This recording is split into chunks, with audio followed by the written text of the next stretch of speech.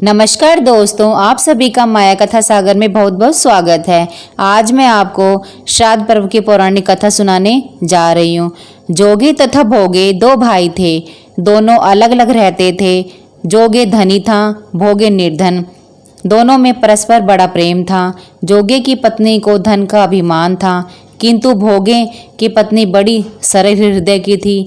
पितृपक्ष आने पर जोगे की पत्नी ने उससे पितरों का श्राद्ध करने के लिए कहा, तो जोगे इसे व्यर्थ का कार्य समझकर टालने की कोशिश करने लगा। किंतु उसकी पत्नी समझती थी कि यदि ऐसा नहीं करेंगे तो लोग बातें बनाएंगे। फिर उसे अपने मायके वालों को दावत पर बुलाने और अपनी शान दिखाने का यह उचित अवसर लगा। अतः वह बोली, आप शायद मेरी परेशानी की वजह से ऐसा कह रहे हैं, किंतु इसमें मुझे कोई परेशानी नहीं होगी। मैं भोगे की पत्नी को बुला लूँगी, दोनों मिलकर सारा काम कर लेंगी। फिर उसने जोगे को अपने पीहर न्योता देने के लिए भेज दिया। दूसरे दिन उसके बुलाने पर भोगे की पत्नी सुबह सवेरे आकर काम में जुट गई। उसने रसोई तैयार की, अनेक पकवान बनाए, फिर सभी काम निपटाकर अपने घर आ गई। आखिर उसे भी तो पितरों का श्राद्ध तर्पण करना था। इस अवसर पर न जोगे की पत्नी ने उसे रोका, न वह रुकी। शीघ्र ही दोपहर हो गई। पितर भूमि पर उतरे। जोगे भोगे के पितर पहले जोगे के यहाँ गए तो क्या देखते हैं कि उसके ससुराल वाले वहाँ भोजन में जुटे हुए हैं। निराश होकर वे भोगे के यहाँ गए। वहाँ क्या था, मात्र पितरों के नाम पर अगियारी दे दी गई थी। पितरों ने उसकी राख चाटी और भूखे ही नदी के तट पर जा पहुँचे। थोड़ी देर में सारे पितर इकट्ठे हो गए और अपने अपने यहाँ के श्राद्धों की बड़ाई करने लगे। जोगे भोगे के पितरों ने भी अपनी आप बीती सुनाई।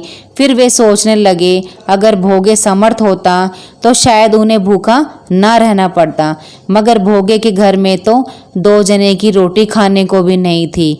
यही सब सोचकर उन्होंने भोगे पर दया आ गई। अचानक वे नाच नाच कर गाने लगे, भोगे के यहाँ धन हो जाए, भोगे के यहाँ धन हो जाए।